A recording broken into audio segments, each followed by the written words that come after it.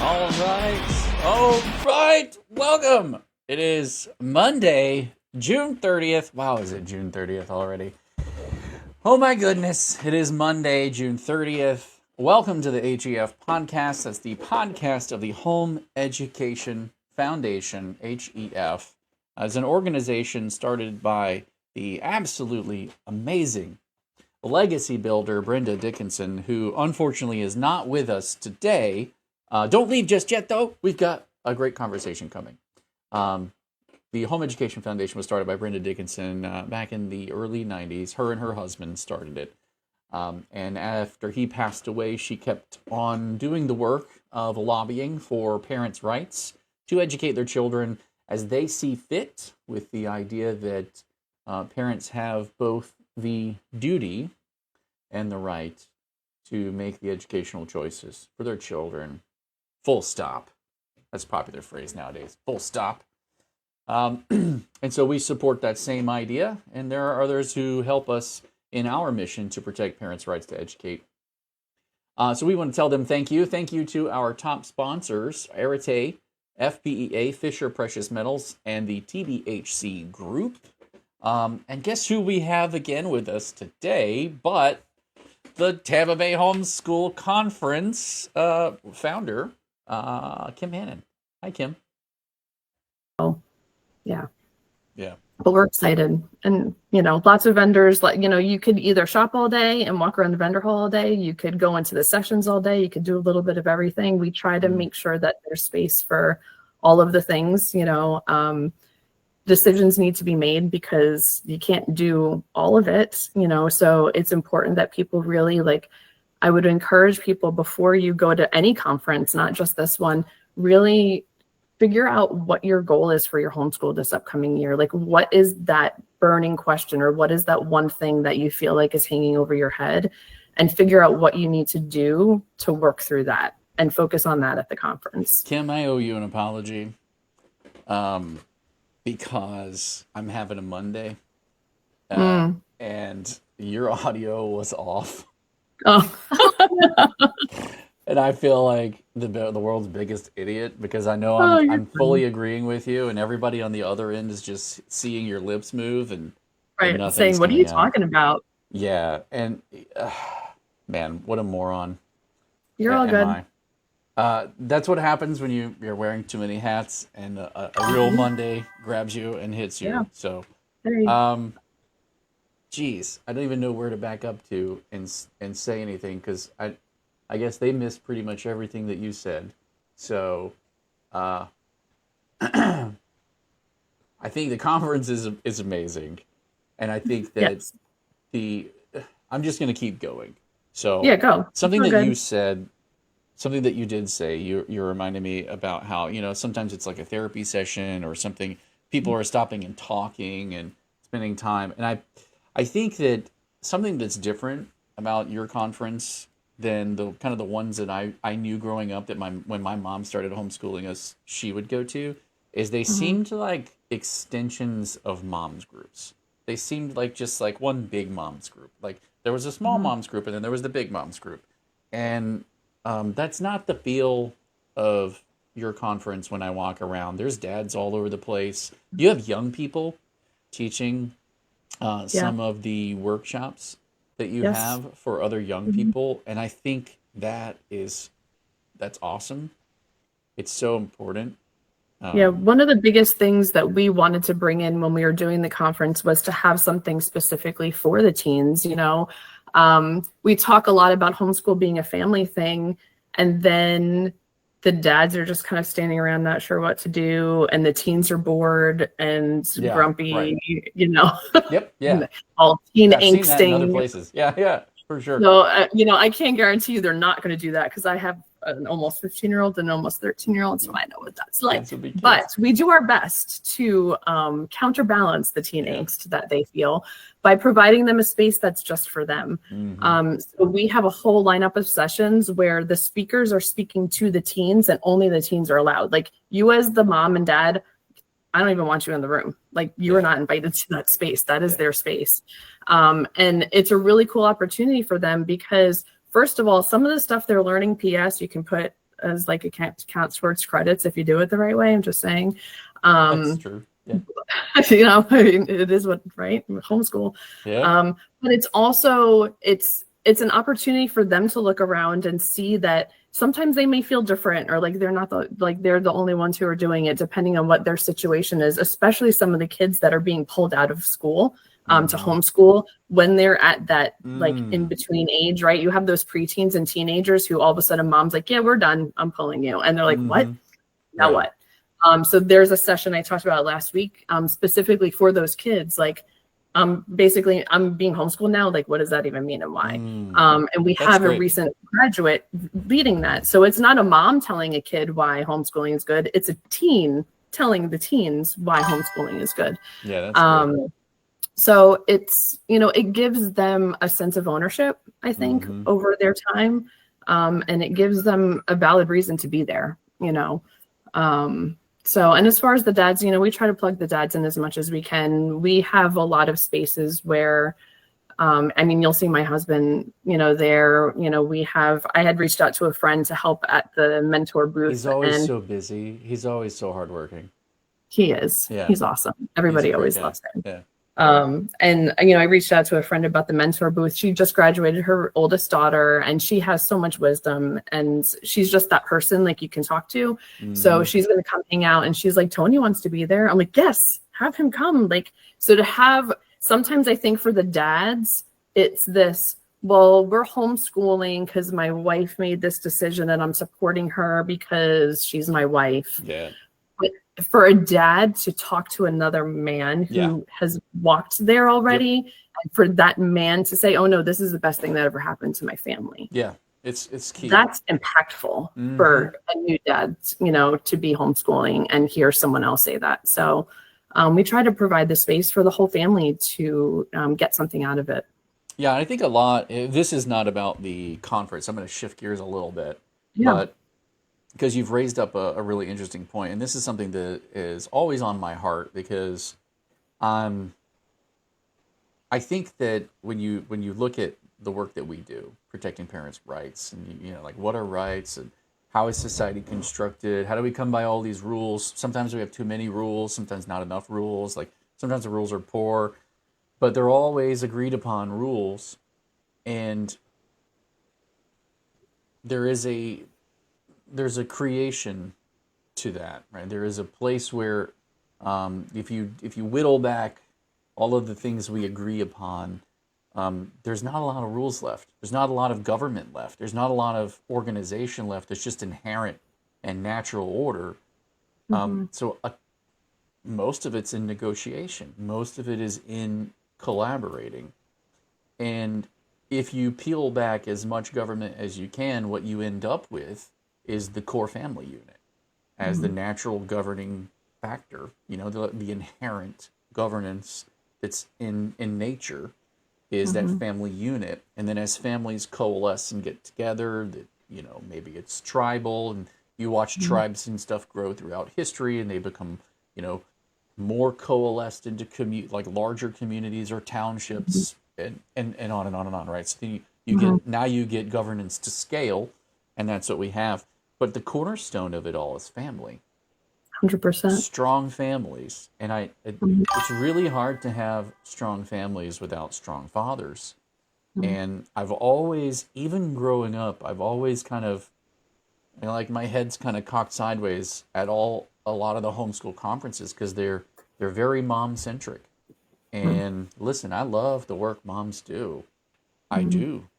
And moms can't do the work they do without the dad doing his job. I'm here to applaud it and fight for the right for parents to make those decisions. But I don't mean moms. I mean parents. I mean families. And I want to see, my heart burns to see fathers step forward and lead their family into good. This is the right choice for this. And to feel confident in that, and to know, like where I sit is, hey, dude, you need to know the statutes. When you stand up, like you can pick a fight, but you need to know what it is that you're fighting over, and be very well informed, because any moron can pick a fight. But if you know what it is, look, we're couple of days away from the 4th of July.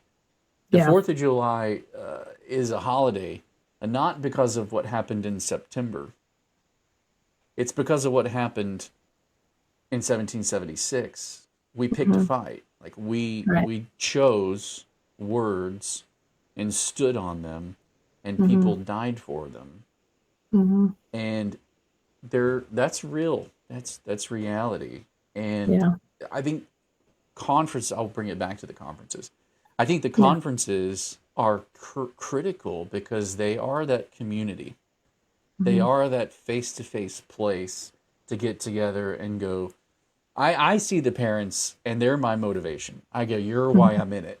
You know, when a mom breaks down in tears in front of us as we talk about the history and the legacy of the Home Education Foundation and what Brenda has done and what I'm prepared to do moving forward, and I see these moms go, oh my goodness, thank you. And they come to tears because they realize the beautiful gift they have in the country that we live in the state that we live in, because there are other states that aren't like our state. And that's for sure. The legacy and history of it all, and they just break open, and they're grateful. Their heart is grateful. God has done an amazing thing through Brenda.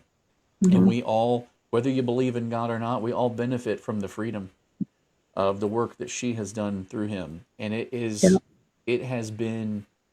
a beautiful thing to see. And I think these conferences are a great place where that comes face to face. And I personally like to see the faces of the people and know, hey, especially when they're supporters. And I ask the question, like, are you one of our supporters? And they say yes. There's this like bond, this immediate bond around like, you're our people. I know you. You know, like you're in the trenches with us. You get it. You know.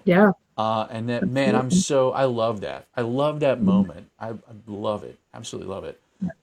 Yeah, I mean, total transparency. Like typically this time of year, as we kind of turn the corner to the end of June, I always have some moments where I'm like, why am I doing this?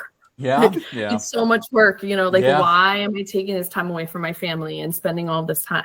And I get into that, like that rut of all of these things that have to be done in this like month leading up to the conference. There's so much work.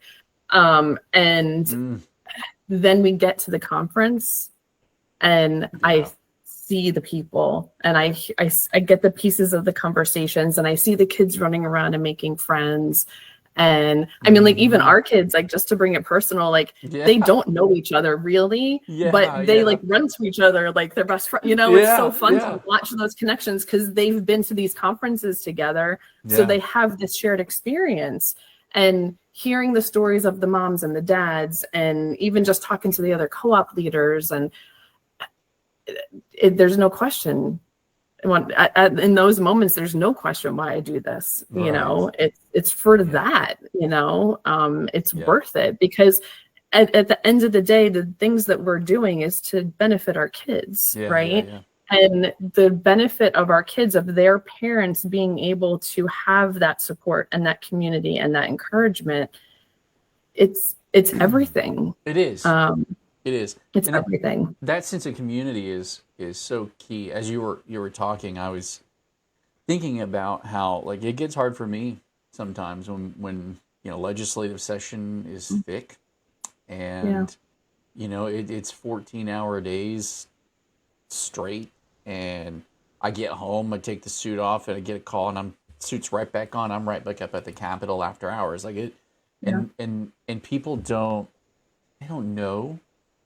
But in the meantime, I'm juggling like 9 to 15 different conversations from parents with the SFO to the counties to this, and like the issues that they're struggling with, and juggling them all and making lists, and it's a lot, man. And a lot of open loops in that head. You question, That's why I forget to turn your mic on, right?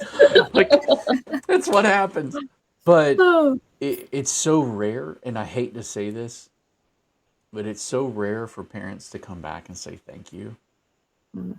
And that moment when one does, it almost breaks me because it is actually so rare to just see that. And I think that's the same kind of thing you're seeing at the conference when you see it all kind of come together, and you're like, that's why I do this. Like you get one of those moments where you're like, it was for that. Yeah. Like it hit home, it lands. That's magic for me. Like that, it really is. I mean, it's hard what we do. And I don't mean like you and I, like in leadership, that's a whole nother level, but just homeschooling, you know, and, you know, when I talk to people about starting to homeschool, you know, I'm like, I'll talk to them about it and they're like, oh, you make it sound easy. I'm like, no, it is not easy. Homeschooling is not easy. No, it's simple, not for the faint of heart. Right? It can be simple. Simple and easy are not the same thing. I said, you're choosing your hard, right? Do you want the hard of directing the education and being the person who is always the one that's there? Or do you want the hard of getting them up and making lunches and dealing with whatever comes when they walk back in the door after you not having that contact with them for 6, 7, 8 hours a day? It's hard, right? No matter which thing you choose, it's hard. Just like from when they're little, it's hard whether you're going to put them in daycare and go back to work or you're going to become a stay-at-home mom. It's hard whether you're going to send them off to college or send them into the military or let them figure it out on their own. Like everything in parenting is hard. Homeschooling is hard. I have a mom now who's deciding whether or not they want to homeschool, and her son has what I would call TikTok brain or gamer brain. And all of his buddies at school are constantly asking him to play this game or that game. And these dumb, mindless little games. There are some good games that are beneficial and critical, but his friends at school and everything is pulling him this way. And she's like, I could see it, you know, doing this, and how do I change it? You know, I want to homeschool him, but how? You know, and she's on that ledge, but she looks at it and she realizes it's work, it's hard. Yeah. I mean, it all is. Yeah. I mean, I joke around that like I homeschool because I don't want to pack lunches every day. Because to me, that's getting them up and out of the door with a packed lunch. Like the week that we have summer camp at church, like that week is so hard. Yeah. And it's getting them up and out and packing that stupid lunch. I don't know what it is, but that is not my thing. I would rather have them home with me all day and make their own lunch straight out of the fridge. Yeah. Like 5 times, because they eat lunch like 5 times probably, but that's okay. Yeah. But it's hard, and like coming together. Yeah. You know, and then you're also, so obviously since COVID, homeschool has become more quote unquote mainstream, if you want to call it that. People keep saying that. I don't know that I necessarily see that, but I'm still seeing, I just saw someone make a comment on a Facebook group about how homeschooling is okay for part of their education, but not the whole way because it makes them socially inept. I'm like, are we still having this conversation? Yeah, like, and then I'm like, so do you know any socially inept students in public school? Because as a public school teacher, I can tell you right now, I had a lot of them in my class. All of them. Yeah. So like the fact that that's still a thing, but anyway, I digress. TikTok brain, I mean, like that has done more lately in the last handful of years to escalate the inability to communicate effectively than it's the technology. It's not anything. The homeschool kids that I know personally are more socially, like they're able to walk up to an adult and have a conversation about something real. They're willing to go and play with the toddler, right? And they know how to like get down on the level of the kid who's younger than them. There's a more realistic social awareness. There's a range of social skills that they're just developing through living life as a family. But my point the ugly is underbelly of public education. I've seen a lot of these YouTube channels lately where they're like, what your kids are not getting in school, the 10 things you need to teach your kids over the summer, blah, blah, blah. And I'm like, yeah. It's all the communication stuff and all the learning. I'm like, what? It's all the things they should be learning first. Nobody wants to talk about that. No. So we do every year through TBHC in our homeschool group, we do a curriculum giveaway where everyone basically just brings all their stuff and we put it out on tables sorted by subject and come and take it for free. We don't want it anymore. Wow. And someone, I was going through the boxes and I came across a book and it was called The Things Your Student Needs to Know in Kindergarten. And the book was this thick. Wow. And I looked through this thing quick. I threw it in the garbage. I'm like, I am sorry, but your 5-year-old does not need to know any of those things. Your 5-year-old needs to know how to follow directions and how to be a good friend and how to go to the bathroom by themselves. That's what was just going to cause some poor mom a lot of stress. Some poor mom was going to pick that up and go, oh no, I wasn't. That's why I got rid of it, right? Yeah. Like, talk about instilling fear in someone. Oh my goodness. If I looked at that when Lucas was in kindergarten and I thought that's what I had to do, I would have lost my mind. Well, isn't that the issue though, is that I thought that's what I had to do. There's this default, that we all kind of like center around without even questioning it. And it's like this systematic way, like, oh, everybody does it that way, that's how we have to do it. Like, I mean, if you've ever gone to a buffet, you know there's more than one way to fill your plate, and that's life. That is life. Like, it is not all like the military line, and then you go through, grab your tray, and go sit down. And like, I mean, at the public school cafeteria, that's what we did. We all got in a line, we held our quiet fingers up, we grabbed our tray, we grabbed our milk, we slid it down that little 3-ring thing, and then we got that soggy pizza. The soggy pizza, or the cup of tuna. I remember the cup of tuna. I was and the peas. I would throw my peas. I got in trouble for that. Sent to the principal. But it's so important for us to come together and like share things like that and talk to each other like real, right? We need to real conversations with each other about what we're frustrated about and what we're seeing, and helping to abate those fears, because I can't tell you how many times I have talked to people and afterwards they're like, oh, I'm so glad it's not just me. Yeah. Like, so we end up in this silo because it's, we are home, like, yes, we're in co-ops and we're out and doing things. I think home education is a little bit of a misnomer, to be honest, because most of us aren't home. But there is like a sense of like, it's Chris and I at home, right? Like we're the people who are doing this thing. So to be able to have conversations and say like, oh, that's a normal thing that you're going through. Like, you don't have to worry about your 14-year-old. That's just how 14-year-old boys are. Right. Yeah. Like, to be able to have that conversation, or, I'm struggling with figuring out, like, does this count? Yes, it does, because you did it, so it counts. Or I'm so worried that my kid is behind. Well, no, that's a fake construct that we made based on the school system. Is your child ahead of where they were yesterday? Okay, then good, very good. So like, just those conversations, to be able to have those in person, because those are really hard conversations to have through a screen. Oh yeah, absolutely.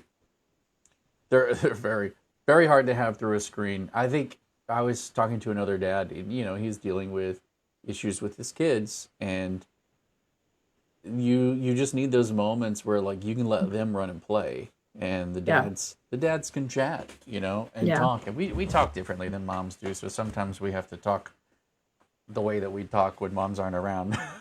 Right. Here's what you gotta do, dude.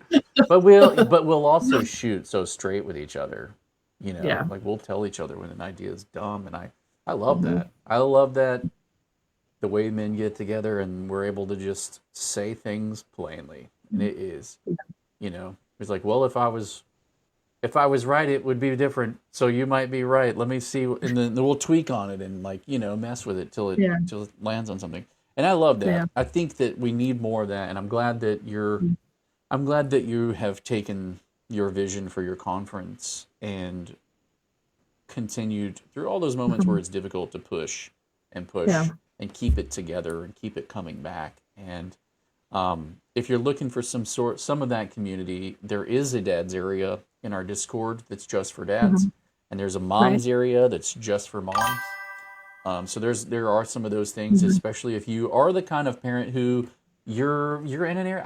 I had a mom in one of the counties looking for a homeschool group, struggling finding one even close to them, and that's so disheartening. Like, it's so sad, but I'm sure there are some, but we're trying to help them find the connections that are in their area and reach out to people.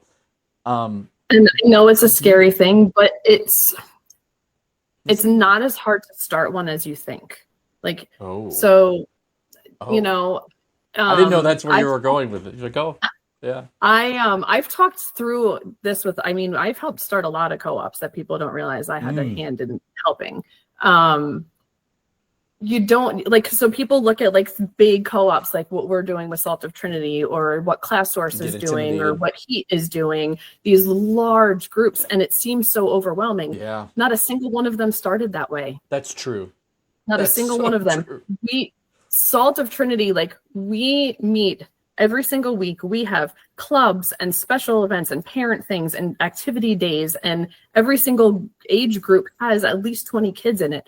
We didn't start that way. We started with 5 families who wanted to get together for field trips once a month and went to the park once a month. Yeah. And that was enough for our kids. And over time, God took that vision and grew it, and we did different things, and then it became, right? So if you're searching for something that doesn't exist in your area, make it. Because I guarantee you there are other people looking for it too. That's the homeschool spirit, though.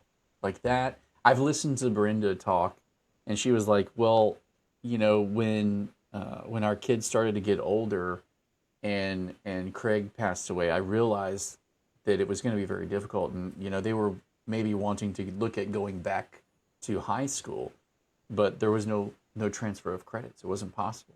The laws didn't support it. She was like, well, I guess we've got to change that. And so little by little, like she just whittled away at, oh, they can dual enroll. Oh, they can't enroll in college. Let's fix that. Oh, they couldn't dual enroll. Let's fix that. They don't get any scholarship opportunity. Let's fix that.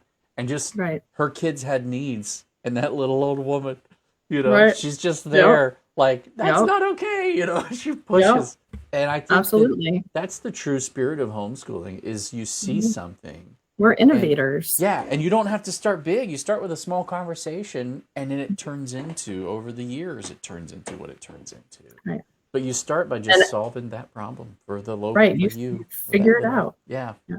And just, I mean, if anyone's out there and they're feeling that nudge, like maybe it is me, feel free to reach out to me. Like I'm happy to answer questions. I've walked several friends through this, and not just in Florida, you know. So it's doable, I promise. And you can reach Kim through our Discord. She's actually in there as one of our ambassadors. You can do that, right? Actually, that is a great place to start that conversation, and I'm sure Kim would be happy to jump in on that. And help make those connections. That's the other aspect of Discord that's beautiful, is it can facilitate calls. You want to hop into a call real quick, so you're chatting about something and you're like, hey, let me talk to that person. You can literally hop into a call right from there. There's so much utility to it. You can go and use it in many different ways. Well, I'm really sorry. I know that you said you had about 30 minutes, so I want to be conscious of your time. Yeah, we got to get going. I got to go. We have our program here, and I got to go smoke some swag bags. Hey, that's great. So, do that. Yeah. I'll let you get out of here, and I appreciate you being with us today. Of course, absolutely. Always a pleasure. All right, you guys have a good one, okay? Yes, ma'am. Right.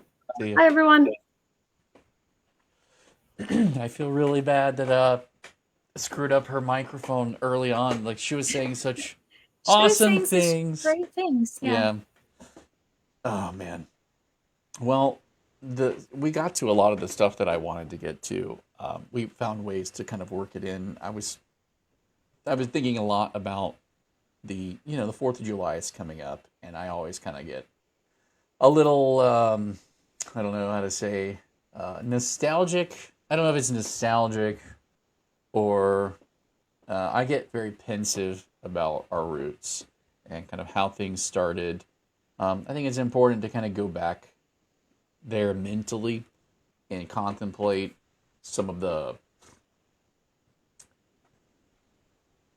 reality of the ways things start, the costs people pay to have them and maintain them. And I think it's easy to lose sight of that every day when we're, putting on lipstick or buying our hair gel or, like shopping for better deals on cucumbers. And it's just real easy to get it's just easy to get distracted by all the details of my day every day and the things that I want and whether or not I'm happy and do I have enough of this or that and all the stuff that comes my way and to forget that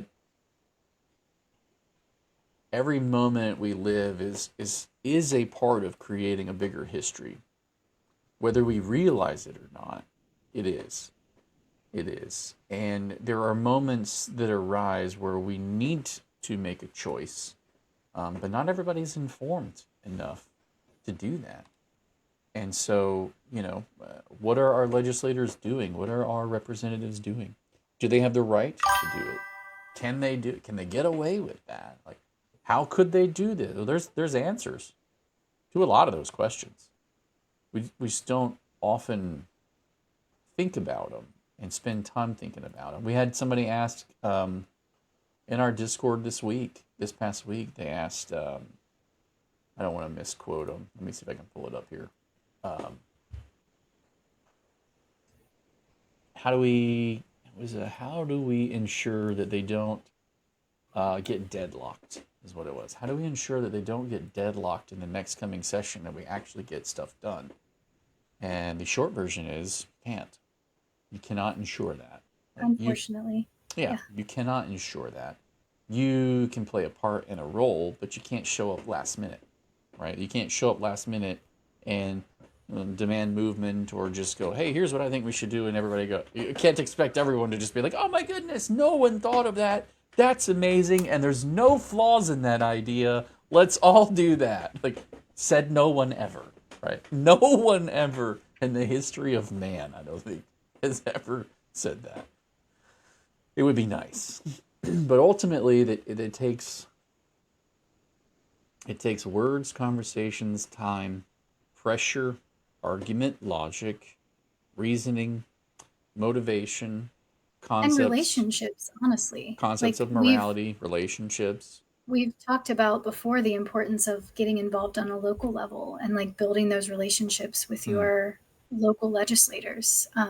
The parents that are doing that are more in the know of what's happening locally. Yeah. They know what the issues are, and they have the trust built to reach out and do something about it. So that's a really powerful step that I don't think a lot of home educating families take, because we tend as a community to keep to ourselves more than to reach out.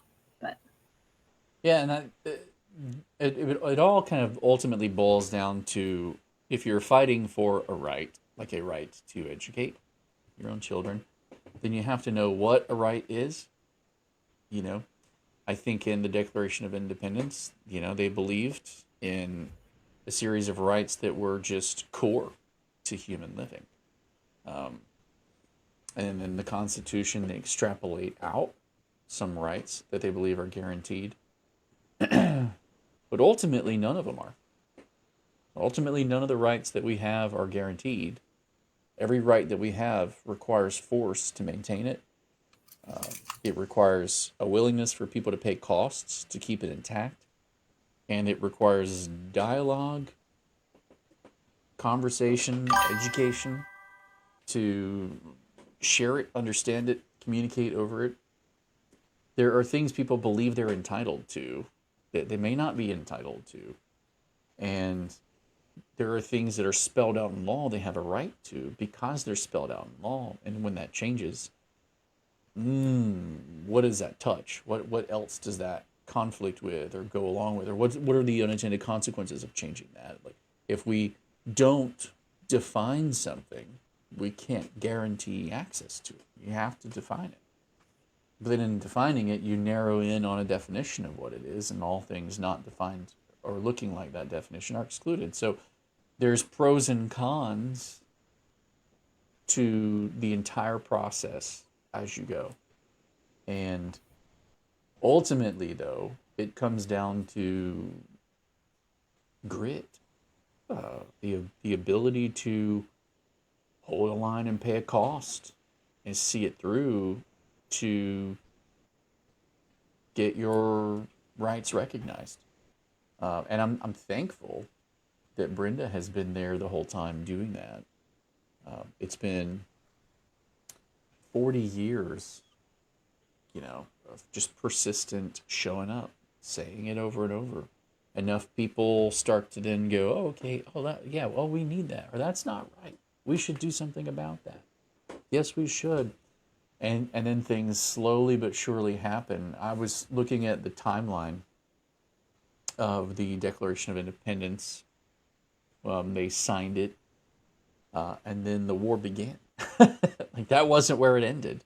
That was where it started. And I think a lot of people don't necessarily realize that when it comes to fighting for the rights for education. Sometimes that making that decision, spreading the word, and going, yeah, these are our rights, and they shall not be infringed, and getting the word out, that's the beginning of a fight, not when it's over, not when it's been put into law. I want to say we got lucky, but the benefit of this year's struggle that we were able to actually get movement on the extracurriculars issue. That was a tough fight. And a lot of the districts, many of the districts didn't agree with us, the Department of Education, after I brought it to their attention. They thought it was a one-off situation, but when they learned that it was actually a bigger ordeal, they jumped in to come in alongside of us and help us clarify it in all of the districts. But the reason why we were able to make successful headway with the bill on the sports issue is largely due to the groundwork that had been laid in 1996 when that section 1006.15 first became law, because I was able to point back to a time before the constitutional amendment that added capacity and like layer in all of the other things that changed over time to establish original intent and argue from that. But some of these issues take time. They just take time to have them, have the fights, have the conversations, press the issue, argue with somebody and they get fired and replaced, and they argue with somebody else, and then eventually like you get it through. But we're so used to like ordering things on Amazon and then they show up in a day or two, and that's not life in a lot of ways. Yeah, what is the phrase Brenda uses? The wheels of government are oiled with epoxy. Epoxy, yeah. It's a slow process, and she's spent 3-4 years on a single issue before she actually got the wording into statute. And that's just over and over again has been the norm for her. And she was just dedicated enough to stick with it year after year until she was able to say, okay, that one's taken care of. So if we enter into a deadlock again this next year, which is possible, we just keep chipping away at what we can chip away at. This year, we chipped away at the extracurriculars issue. Yep. There were a bunch of other things on the list that we did not get to because Jason and Brenda could not get any movement on anything. We took a stab at them. I mean, they were, we got them in bills, which is a massive. Yeah, it's not true that we couldn't get any movement. We got movement, but in the end, everything all those bills died. Thrown out. So, well, I mean, like everything. Literally everything in the whole entire scholarship program, barring very few so things it wasn't even a fault. Tossed. It wasn't even a fault of like not pushing hard enough. It's just that the legislature decided that their priority was the budget and everything else got shelved. So depending on what happens next year, there may be, another issue we get through, and maybe we're able to get everything on the list. Maybe it's one per year, but that's still progress that's being made. And it's just a slow and steady march toward fixing all the things we see that need to be fixed.